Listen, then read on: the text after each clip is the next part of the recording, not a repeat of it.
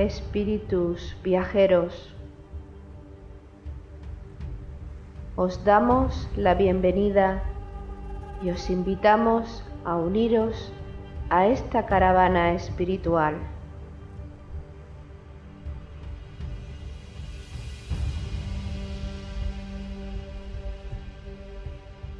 Recorreremos los áridos desiertos de nuestro egoísmo personal.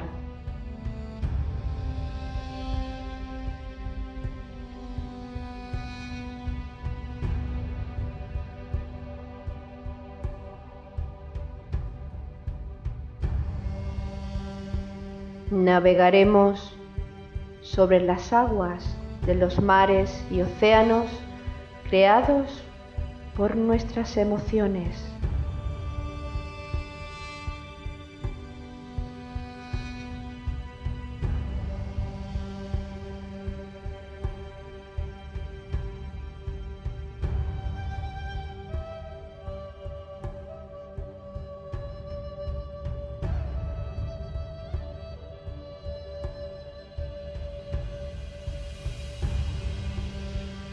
Caminaremos por los fértiles valles de nuestro despertar espiritual.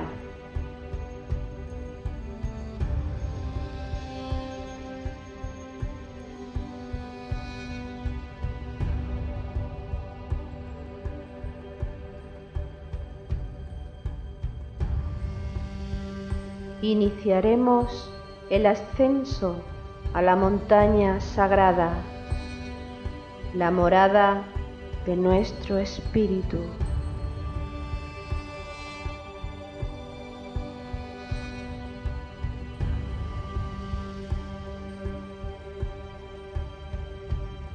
Espíritu viajero, si sientes la llamada de tu corazón deseoso, únete a nuestra caravana hacia Shambhala con alegría y gozo.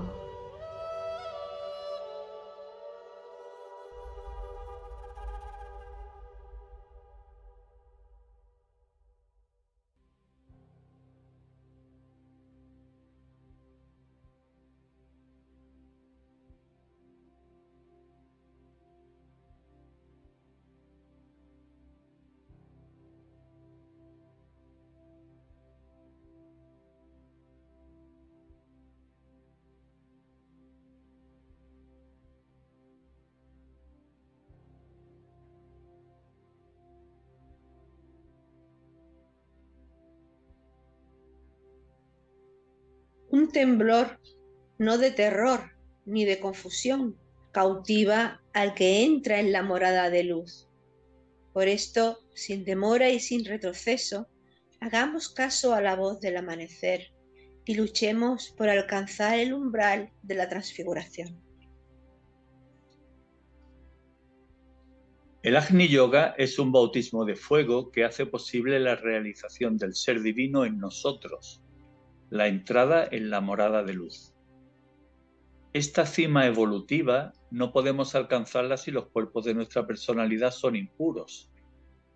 Por ello, escuchando la voz del amanecer, debemos esforzarnos por alcanzar el umbral de la transfiguración. Cuando lo alcancemos, estaremos en el punto de partida del sendero del Agni Yoga. Espíritus viajeros, almas en evolución, os damos la bienvenida y os invitamos a que nos acompañéis en el programa número 42 de nuestra caravana espiritual hacia Shambhala, el sendero del Agni Yoga. Organizan la caravana Paco Ortiz y Loli Bermúdez. La voz del amanecer nos llega envuelta en los acordes musicales de Juan Carlos García y Jesús Aragón. La voz del amanecer inspira las reflexiones de Jesús Jurado. Jesús, buenas tardes, ¿cómo estás? Hola, buenas tardes para todos. Pues mira, muy bien, una jornada más, la 42. Vamos a hablar de la transfiguración, del Agni Yoga y francamente merece la pena. Así que adelante con el servicio. Pues sí, continuamos avanzando en la descripción de todo el conjunto de lo que significa Agni Yoga. y hoy toca, como bien has dicho, hablar del Sendero del Agni Yoga. Sendero del Agni Yoga, que ya mencionamos en jornadas anteriores, que se realizaba entre la tercera y la cuarta iniciación. Por lo tanto, debemos de llegar hasta la tercera iniciación, que es la transfiguración. Y para llegar necesitamos de transmutar todas las impurezas de nuestra personalidad, de nuestra tríada inferior.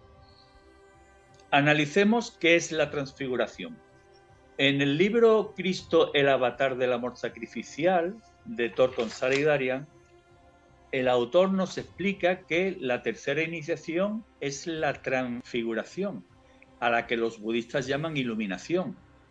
Y es una iniciación que permite al hombre estar en la presencia de su ángel y tener comunicación directa con él y traer a través del servicio la inteligencia, el amor y la energía, voluntad al mundo de los hombres. El propósito es que el estudiante consiga poner a disposición de los demás aquello que ha aprendido en el camino y en la ascensión a la montaña. Aquella revelación que obtuvo en la cima de la montaña, la transfiguración del vehículo mental que equivale a toda la personalidad, la debe poner en el siguiente signo, en Acuario, simbólicamente hablando, al servicio de los demás, irradiando continuamente. Cuando esto se consigue, el ser humano se convierte precisamente en un alma consciente. Aprende cómo crear formas de pensamiento de belleza para servir a la humanidad y también cómo evocar energía de diferentes centros dentro de sí mismo, de sus propios chakras y también dentro del universo para promover la evolución de todas las formas de vida. Es decir, aprende a sincronizar sus centros energéticos con los centros energéticos del cosmos y así contribuir al desarrollo tanto del plan de Dios aquí en la Tierra como del plan cósmico. Se convierte en un agente de la luz, de forma auténtica, real, y ahora tiene que demostrarlo con un servicio impecable, donde predominen la luz, el amor, la voluntad al bien, el desapego, la impersonalidad, el silencio profundo, y todo ello con una gran alegría porque está sirviendo al plan. Y claro, ello supone contactar y manifestar unas energías de alta vibración, de ahí la necesidad de purificar los cuerpos inferiores, si no se produciría en el ser humano que lo intenta un cortocircuito de dimensiones, bueno, tremendas, ¿no? Una afluencia de energía de lo que sería el fuego kundalínico, que en lugar de purificar acabarían empeorando el trabajo del aspirante. Y esto a veces sucede porque hay demasiada impaciencia, demasiadas ganas de avanzar y correr en el sendero, y lo que se olvida con frecuencia es que más vale un paso plenamente consciente que 100 sin conciencia. Por eso hacemos un pequeño inciso en el sentido de todas estas pseudoterapias, todas estas pseudoenseñanzas que hablan de precisamente de favorecer la ascensión de la Kundalini, lo peligrosas que son. Es que era un tema de secreto iniciático hace ya mucho tiempo. Los gurús de la India, solamente aquellos discípulos, aquellos estudiantes avanzados, aquellos que querían ser verdaderos yogis, les era permitido este trabajo. Claro, hoy en día en Occidente se ha puesto la ascensión de Kundalini como la panacea a los problemas de la psicología o precisamente de la personalidad o del alma encarnada. Nada más lejos de la realidad. Es un camino de expansión de conciencia que no se debería de emprender si antes no se han resuelto las más mínimas expresiones de la personalidad. Si tenemos conflictos emocionales, despertar el Kundalini puede ser terrible. Si tenemos conflictos de identidad personal, todavía más. Por lo tanto, atengámonos a la regla de la prudencia, que es una regla muy básica, muy elemental, y que más vale ir poco a poco que no pretender volar cuando todavía no nos han crecido las alas. Cuando hablamos de la alegría, hablamos de, digamos, la expresión de felicidad de nuestra personalidad. Sin embargo, esta expresión se modifica cuando hablamos de la transfiguración y se dice que cuando se alcanza la transfiguración se experimenta el gozo cósmico, que es experimentado no solo por el ser que alcanza esta transfiguración, sino por los seres que ya la han alcanzado antes que él. Es una energía que genera una quietud tremenda en el interior. Es una vivificación del cuerpo causal en cualquier actividad de la vida. y hace que todo lo que acontece en el mundo de la personalidad carezca de sentido, no tiene ningún interés. Lo importante es mantener esa vinculación interna, y esto le va a llevar al discípulo a enfrentarse en su momento a las pruebas de la cuarta iniciación. Es la prueba del fuego puro, pero ese gozo interno, esa experiencia agni-yógica por excelencia, o serena expectación o verdadera contemplación, le va a acompañar y ya nunca más lo va a abandonar. La guía en todo este proceso, además del maestro exterior, el maestro de la jerarquía, que se hace cargo del discípulo para que pueda alcanzar esta transfiguración, es precisamente en el discípulo, es el corazón, es su guía interno. Por eso, en el aforismo 333 del libro Corazón, podemos leer lo siguiente. El corazón nos conducirá por el sendero de Cristo, al peldaño de la transfiguración. Habría que remarcar que cuando hablamos de corazón en Agni Yoga, hablamos del chakra cardíaco, pero hablamos también de la contraparte de este chakra en el centro coronario, y es la puerta al plano búdico, al plano de la intuición. Por lo tanto, podríamos traducir este corazón como intuición, pero una intuición que no tiene nada que ver con lo que se puede captar a nivel de plexo solar o a través del mundo emocional. Está muy por encima de eso. Sucede que este amor, para llegar a esta meta de este amor puro o esta captación directa de la verdad, hay que pasar por la mente concreta y muy especialmente por el mundo emocional. Y poco a poco, sublimándolos, se consigue alcanzar una octava superior donde florece esa energía, esa conciencia nueva. Pasar por ese mundo emocional y pasarlo con nota es superar la segunda iniciación que tú has comentado que es tan difícil, que es quizás la más difícil de lograr, ¿no? Porque básicamente hablamos de la parte oscura. Claro. Vivimos en un mundo en que la parte oscura la tenemos escondida con 50 cerraduras y 300 candados. ¿Por qué? Pues porque nos da miedo que salga ese demonio interno que hemos alimentado durante muchísimas vidas. Lo importante sería que tuviésemos un mínimo de valor y lo intentáramos reconocer. Ya puede ser el miedo, puede ser la gula, puede ser una adicción especial, lo que sea, no importa. Lo importante tampoco es que nos caigamos 100 veces. Lo importante es que nos levantemos una sola y continuemos caminando, porque de esa manera iremos poco a poco poniendo a dieta al morador interno. Lo vamos a matar por falta de alimento, de inanición. Y eso es importante que lo consideremos. La parte oscura debe ser completamente sublimada. No se trata de matar a nadie. Cuando hablamos de matar, estamos hablando de transformar, transmutar y transfigurar. El morador interno también se le puede llamar el espectro del umbral, ¿no? Bueno, el morador del umbral se le puede llamar de muchísimas maneras. Es decir, el nombre no da igual. Que si tiene, para unos tiene forma de monstruo, para otros tiene otro tipo de forma, la hidra. Lo que sí es importante entender que no la podemos combatir. Como tiene una raíz del deseo, un deseo que se genera en Tauro, es una prueba escorpiniana por excelencia, el deseo es lo que nos condiciona a nivel planetario y es lo que nos impele en la evolución. Si no fuera por el deseo, no tendríamos opciones de evolucionar. Gracias al deseo podemos evolucionar. ¿Qué sucede? Que en lo primero que enfocamos la atención y el deseo es en las cosas materiales, las cosas que no interesan al alma. Pero claro, poco a poco, transformando ese deseo, dosificándolo, empezándole a añadir un poco de sentido común, lo convertimos en pensamiento. En el momento que los deseos se empiezan a seleccionar, se va generando la mente. En el momento que los pensamientos se van seleccionando, se va alcanzando una síntesis, una intuición. Eso que acabas de comentar y lo que dijiste antes de matar al morador del umbral de inanición, me recuerda a lo que enseñaba Kabalev en uno de sus libros, en la que precisamente hacía referencia a este hecho, a que la forma de transmutar, digamos, los deseos inferiores no es tratar de cortarlos de golpe, porque lo que provoca eso en el ser humano es un choque brutal y un conflicto, bueno, que puede acabar con consecuencias muy dañinas para el ser humano, sino que lo que hay que hacer es que, como se trata de un animalito al que le ha estado dando de comer constantemente, pues irle reduciendo poquito a poco las dietas de comida y poco a poco lo termina venciendo. Sí, es un trabajo que la constancia nos encamina hacia el éxito, Claro. porque generalmente tienen un efecto yo-yo. Cualquier procedimiento que se intente en contra del morador del umbral, que sepamos que tiene un efecto pendular. Primeramente lo conseguimos y luego retrocedemos, pero mucho más de lo que nos esperábamos. Es como el que inicia una dieta, pierde 10 kilos y al cabo de un año ha recuperado 30. Es decir, el capital más los intereses.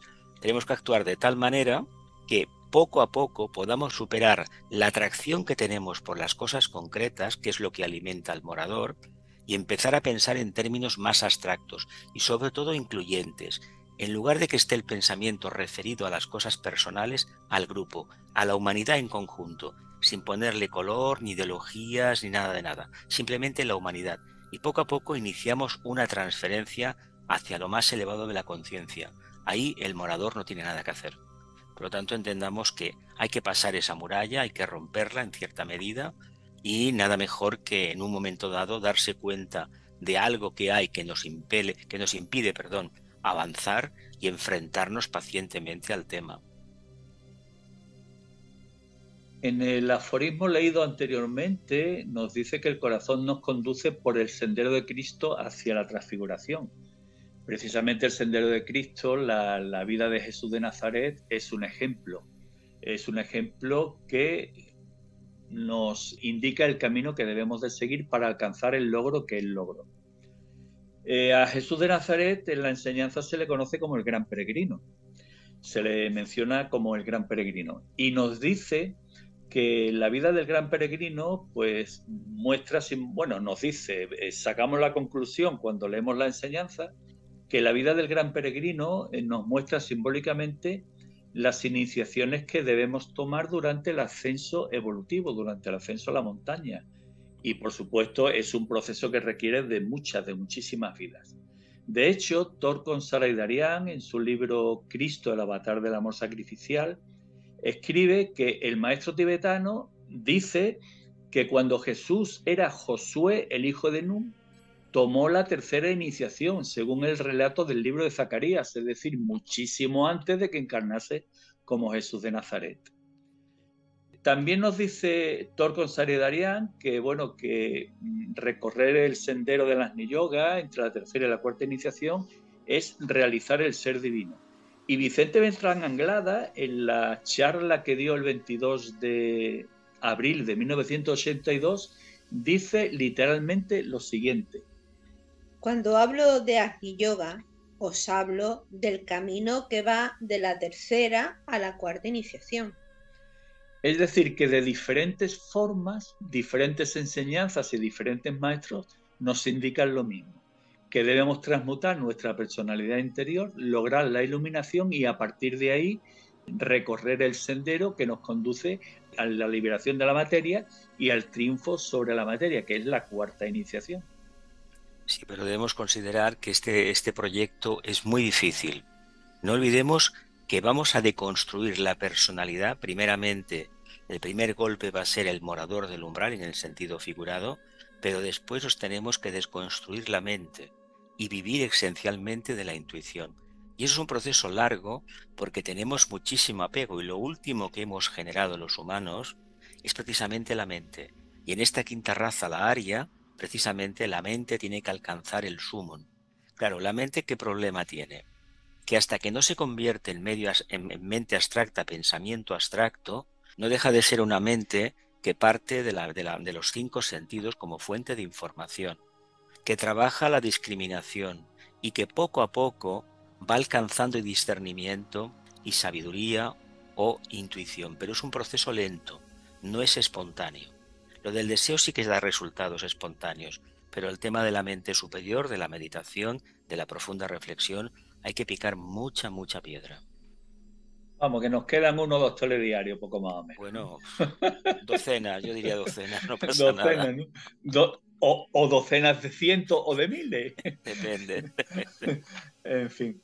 Bueno, pues todo este proceso está descrito de una forma maravillosa en el aforismo 153 del libro Hojas del Jardín de Moria 2, Iluminación. Aforismo que lo vamos a ir leyendo parcialmente y analizándolo párrafo a párrafo, porque la verdad merece la pena.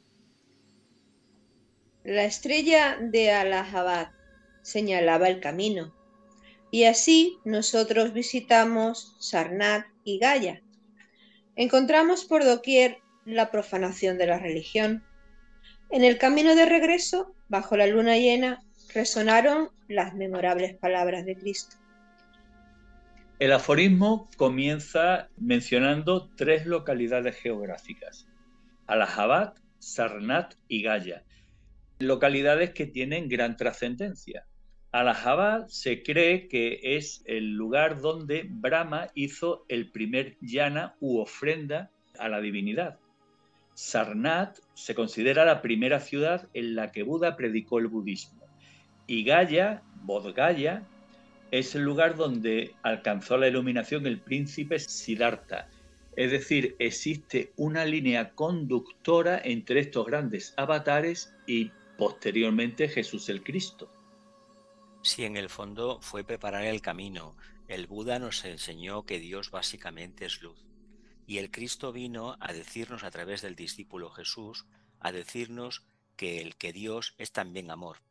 De la suma de la luz y del amor nace la iluminación. Por eso, la tercera iniciación es la culminación del desarrollo del amor, pétalos de amor y pétalos de conocimiento.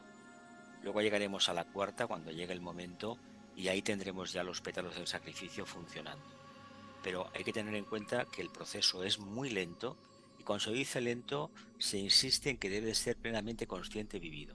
Esto no es una carrera por etapas, lo es simbólicamente hablando, pero no hay ninguna meta que tengamos que cumplir fijamente. Ahora, es un proceso cuando uno se encamina, debe durar lo que tenga que durar y cuando nos llamen de retirada nos tengamos que desencarnar, iremos con el nivel que tengamos y se espera que en la siguiente encarnación, en un momento dado, recuperemos la memoria interna.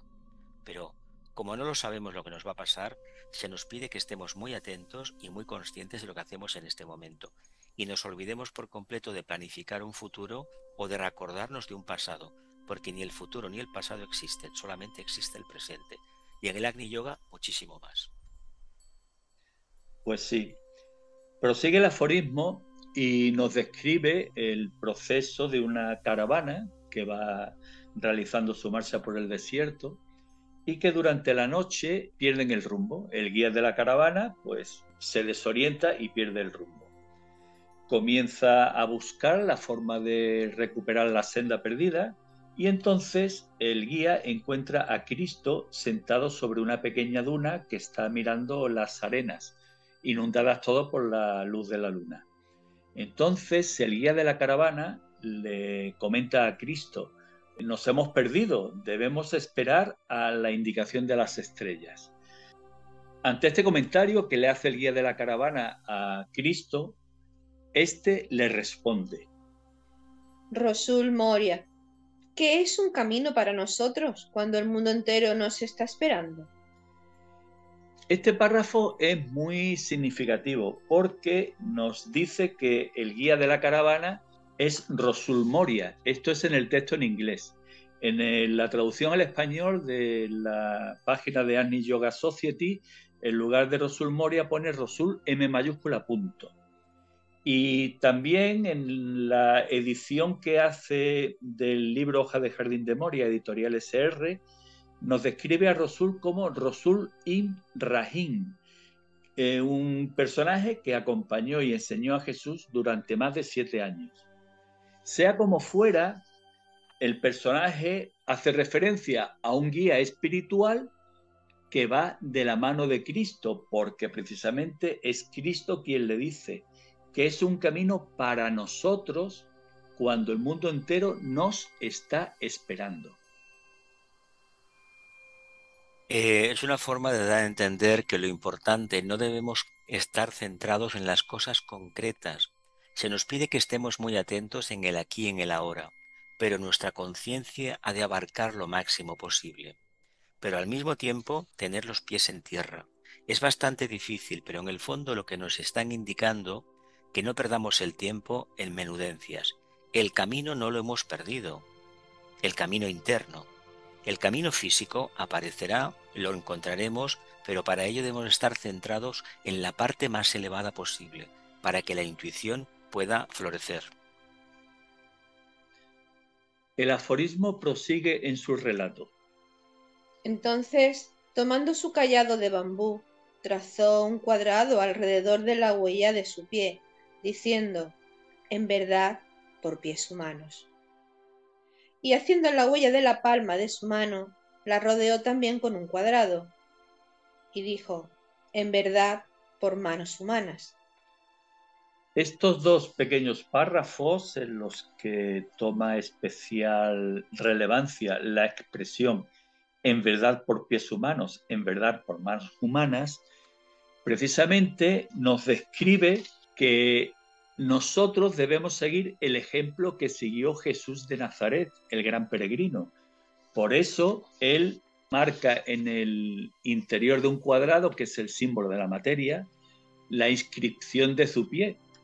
¿Qué nos quiere decir con esto? Yo he caminado entre los seres humanos como uno de vosotros, vosotros debéis seguir el mismo camino.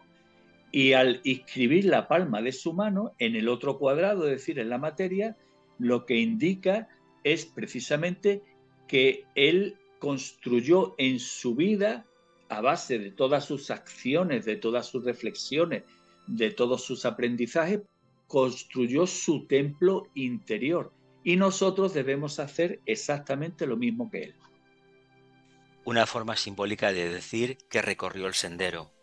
Los pies son los pies del peregrino y precisamente las manos son precisamente todo ese instrumento que utilizamos para realizar cosas prácticas y con el tiempo para bendecir. Si los pies están perfectamente aposentados en la tierra, captaremos la energía de la tierra y con las manos bendeciremos. Por lo tanto, estaremos recorriendo el verdadero sendero. Prosigue el aforismo. Entre los cuadrados trazó lo que parecía una columna coronada por un arco. Él dijo, oh, ¿cómo penetrará aún en la conciencia humana? Aquí he dibujado un pistilo y sobre él un arco, y he establecido la base en 4 direcciones. Esto que acabamos de leer tiene varios puntos importantes. En primer lugar, habla del arco que corona las dos columnas. Las dos columnas representan los pilares del templo interior y el arco es el domo que corona la estructura. En este caso, el domo hace referencia a la enseñanza del Agni Yoga. Luego, la expresión tan enfática de la forma en la que penetrará aún en la conciencia humana. Esto hace referencia a la creatividad divina en el ser humano, ¿no? Porque es la fusión, las dos columnas representan no tanto la luz y la oscuridad, pero sí al alma y la personalidad, la conciencia material y la conciencia más elevada, o el espíritu y la materia, según se quiera entender, y evidentemente están ligados por ese arco que los junta. El ser humano, cuando adquiere arquetípicamente ese grado evolutivo, pues está precisamente en la transfiguración. Es un servidor de la humanidad, es un verdadero portador de luz, un faro de luz. Continúa el aforismo de la siguiente forma. Cuando el templo sea edificado por pies humanos y manos humanas, el templo donde florecerá el pistilo colocado por mí, que los constructores sigan mi camino. ¿Por qué debemos esperar un camino cuando éste se halla ante nosotros? Es decir, hace referencia a que cuando cada ser humano que avanza por el sendero construya su templo interior, al igual que lo hizo Jesús de Nazaret, en este templo florecerá el pistilo colocado por mí, es decir, la semilla crística, la conciencia crística se irá aposentando progresivamente en ese ser humano. Y por lo tanto, los constructores con mayúsculas siguen mi camino con mayúsculas, es decir, los seres humanos que avancen por ese proceso y por ese sendero que recorrió Jesús de Nazaret, precisamente construirán el templo que le conduzca al mismo logro que consiguió Jesús de Nazaret. Se trata de construir el cuerpo causal y la referencia a algo tan concreto como la piedra, la materia, es para que podamos comprender lo complejo que resulta y al mismo tiempo sencillo, porque la piedra es un elemento de la naturaleza, es un mineral que está ahí y a veces, según cómo se cortes, tiene unos aspectos maravillosos, ¿no? Se trata de que lo impuro, la contraparte del espíritu, le demos un significado, creando una obra artística. Por eso los templos que hay en la tierra, unos están recubiertos con mármoles, otros con piedras especiales, pero en el fondo lo que hay es piedra. Las pirámides estaban cubiertas de losas de alabastro. ¿Para qué? Pues precisamente para reflejar la luz del sol. Se pretende que el cuerpo causal refleje perfectamente la presencia del alma. Como está tan oculto no lo vemos, pero el sendero y toda la mitología que hay de construcción del templo va en la línea de que entendamos cada vez mejor lo que estamos haciendo. En lugar de trabajar la parte interior que hemos hecho los humanos a lo largo de milenios, construir templos, y templos en todas partes del mundo, que algunos son francamente maravillosos. Pero cuando uno lo mira un poco seriamente, dice, pero vamos a ver, lo correcto sería construir el templo interior. Pero como nadie lo ve, preferimos construir cosas externas.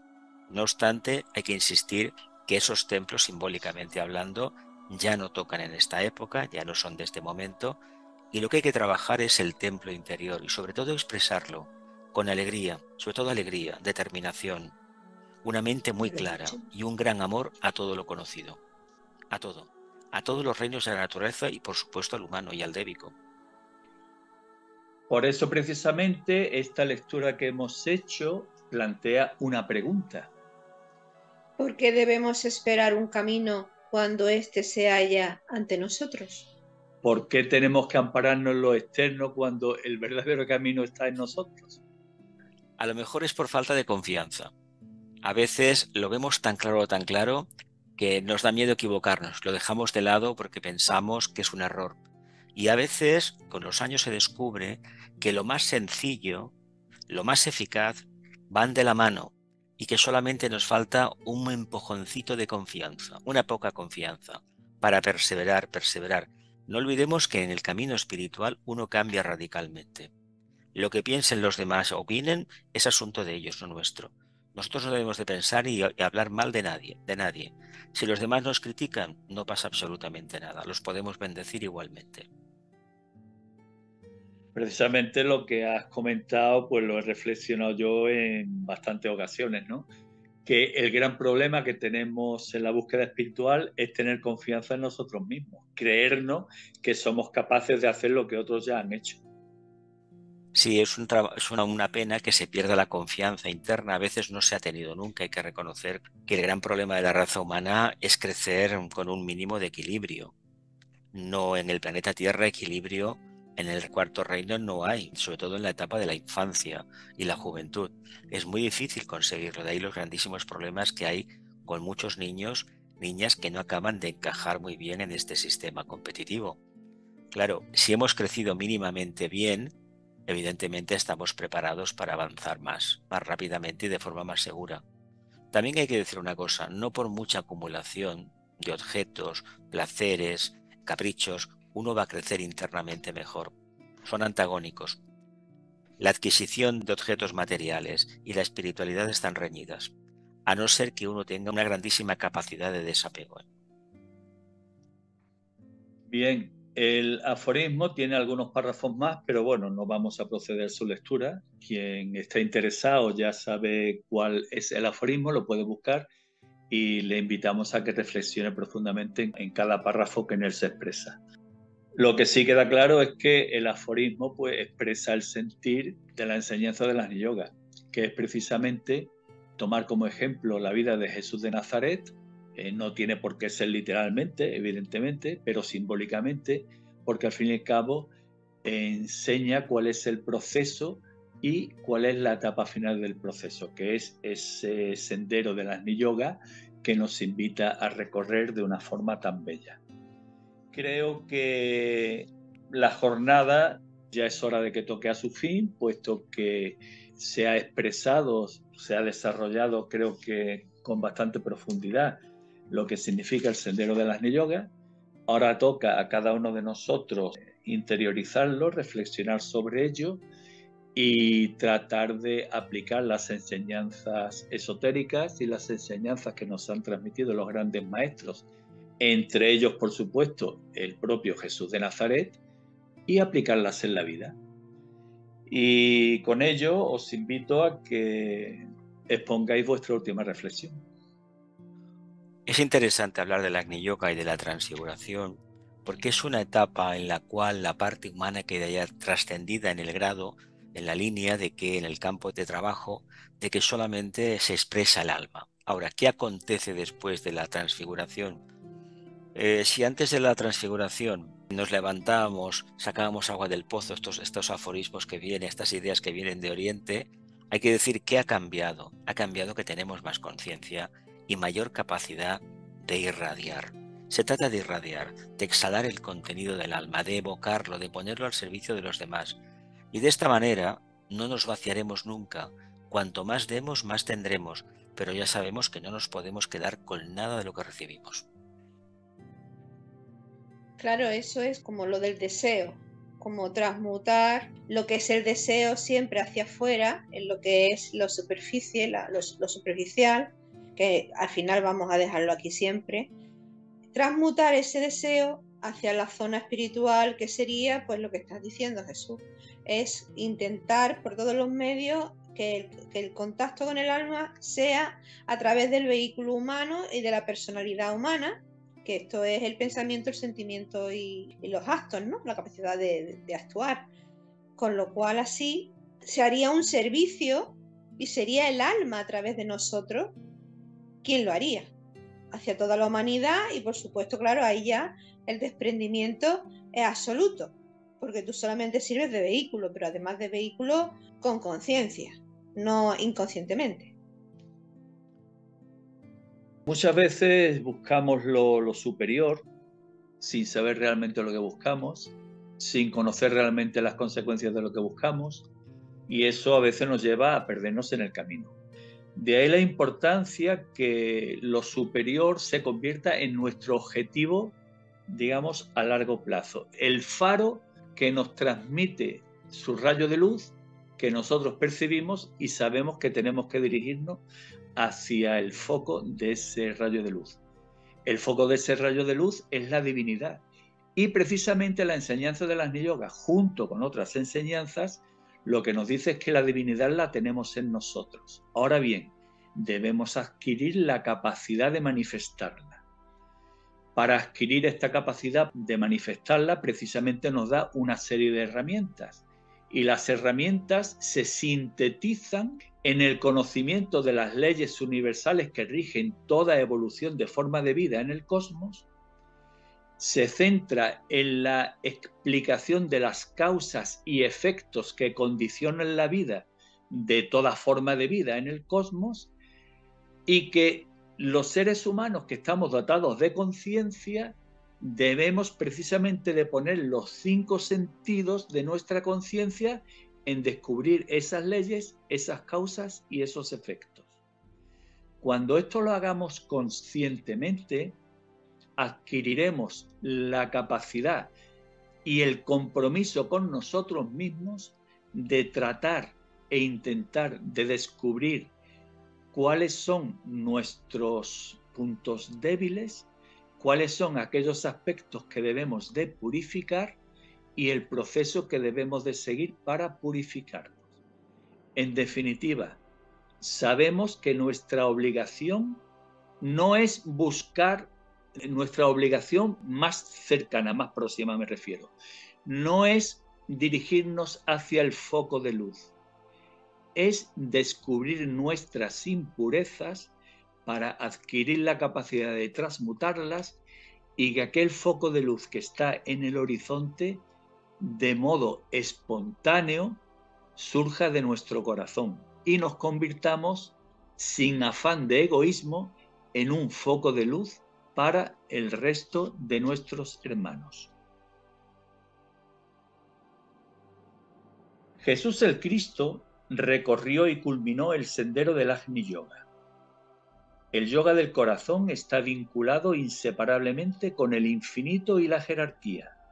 a cuyo frente se encuentra Cristo, o como se le conoce en Oriente, Maitreya. Él ha querido como acto de amor supremo que su experiencia sirva de guía redentora y salvadora para la humanidad. Por ello, Maitreya nos concede a todos los seres humanos el regalo de la ardiente experiencia del Agni Yoga. Aforismo 8 del libro Jerarquía. Maitreya desea acelerar todo. Maitreya desea que todo sea exitosamente cumplido. Maitreya te desea alegría. Maitreya desea concederle a la humanidad un regalo a través de la ardiente experiencia del Agni Yoga. Maitreya desea transformar la vida en la tierra en el esplendor de la Madre del Mundo. Sí, sí, sí.